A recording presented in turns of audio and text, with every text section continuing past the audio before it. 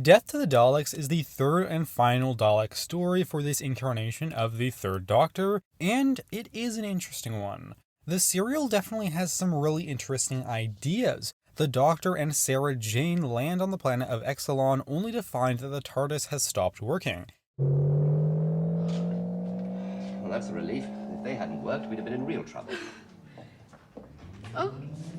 They're stranded on this planet, and I really enjoy this dark and eerie atmosphere that surrounds them for a lot of the first episode. That was really cool. They actually have to crank the TARDIS doors to get out of it, and how great is that?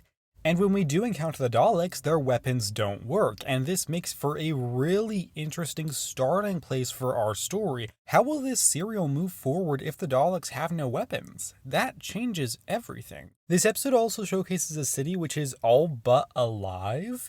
It's a self-sustaining place, it can defend itself and it can repair itself. This is a really cool idea, and it is played with a little bit within this episode, which makes for some good fun. And although this one does have some interesting ideas, it doesn't do all that much with some of them, I'm afraid. Primarily the Daleks not being able to use their weapons, because it isn't too long before they actually recover their ability to kill people, and then that very interesting concept of the Daleks being weaponless is done away with. The episode doesn't do anything else with it, which is such a shame because that's such a cool idea. Their main goal is to basically kill people that are unlike them. So to have a starting place for an episode where they are unable to do that, that is basically the episode promising to do something different with them, at least for a little bit, and unfortunately that just doesn't happen. Once they're able to kill people again, which again is not much further into the story, things are basically business as usual, with some exceptions. We'll come back to them in a little bit, but I do want to talk about Sarah Jane for just a second. I do like this character, and I have been enjoying her with the Doctor for the past couple of stories, but with that said, I did feel that she was relatively useless within this story. I don't mean to say that because it does sound harsh, but I just mean that they didn't really utilize her all that much. She really doesn't do much of consequence and is often in situations which she reacts very dramatically to. We've got a mains power. Sarcasm of that. Don't get me wrong, I am okay with characters reacting appropriately to stress-inducing situations. That's one of the reasons I defend how Barbara reacted in some of her episodes, because a lot of the time she was very out of her element. And it is true that this is Sarah Jane's first time off-world, so her having a larger reaction to this situation does make sense on some level, but for some inexplicable reason, this grates on me more. It stands out, and I'm not entirely sure why. It might be the degree to which the character is reacting. Perhaps if she had tuned that reaction down by a couple of notches, it would have worked better for me, but ultimately I'm not 100% sure. It also could be related to the actual situations she's in. Perhaps they just don't feel as natural as the ones that a character like Barbara was in when she would react dramatically to something that happened. It must be perfectly obvious to you, Sarah, that we've gone ever so slightly astray, so sarcasm of that.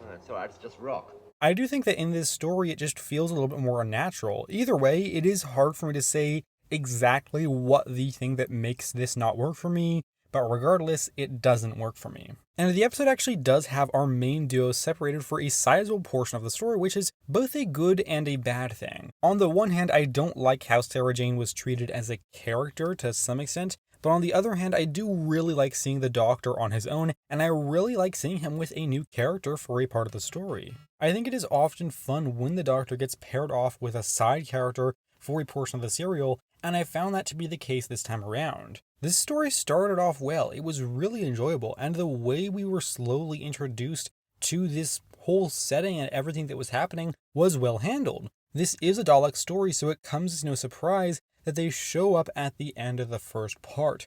But one of the things that this story does is, as mentioned before, it makes the Daleks' weaponry no longer work. And I thought that was really cool, but the story didn't ever do anything with that. The Daleks figure to work around pretty quickly, and for most of the story, they can use their weapons, so I thought that was such a missed opportunity. And most of this serial has a rather inoffensive portrayal of the Daleks. It's rather standard, honestly, and it doesn't bring a lot new to the table. The only thing that this one really does have to offer in terms of doing something new with them is just killing them in different ways. And I'm okay with this for the most part, but where I really take issue with it is one death in particular. Now, if you've seen this story before, you probably already know the clip that I'm about to play and what I'm going to talk about, but if you don't, here it is. Female prisoner has escaped. I have failed self-destruct. I have failed destruct. I have failed destruct.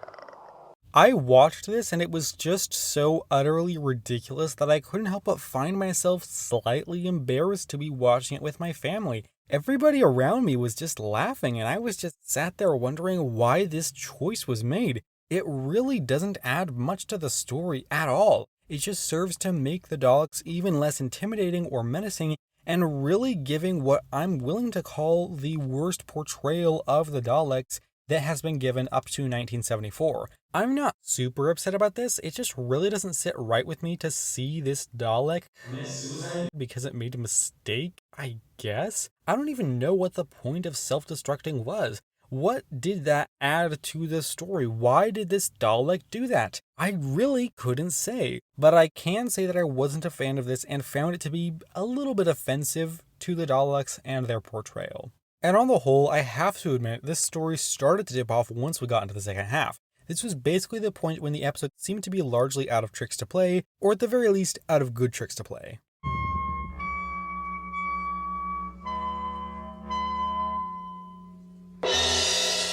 Stop, don't move.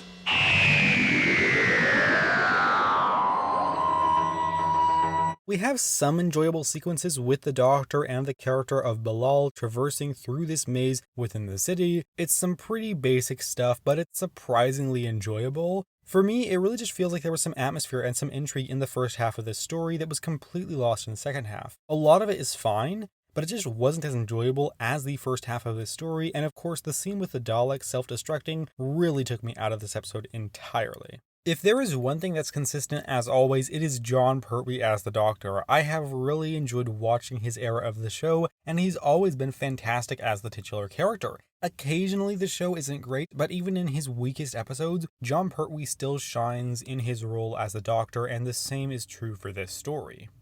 You've got an idea, haven't you? Yes. And it's not one of my favorites. In fact, I don't care for it at all. Overall, this one is pretty enjoyable, if a tad mixed. The first half of this story is quite fun, and at points atmospheric, really feeling like it had a grasp of what it was doing, and even though the second half did falter to a degree, it was far from a bad conclusion and ended this serial decently enough. It is true that for me, the Doctor is the only primary reason to watch this one, but it is still worth watching nonetheless, even if it doesn't give Sarah Jane as much to do this time around. This is an enjoyable, albeit mixed story, and I'm going to give Death to the Daleks a rating of 7.25 out of 10. Whatever your thoughts on this story are, feel free to leave them down below if you so wish. I would love to know what you think, whether you agree with me this one is a mixed one, or whether you think I am dead wrong and there is a lot to love or a lot to dislike. I know I'm a little bit more in the middle, even though I did enjoy this one. I have my issues with it, but I would love to know where you fall with this thing. And I hope to see you around this upcoming Sunday for a review of the Monster of Peladon, the penultimate ever Jon Pertwee story where he is the lead as the Doctor. So I do hope to see you around for that, but if not, that is absolutely fine, so long as you know that I appreciate your time here today. And with that said, thank you very much for watching, take care, and have a lovely week.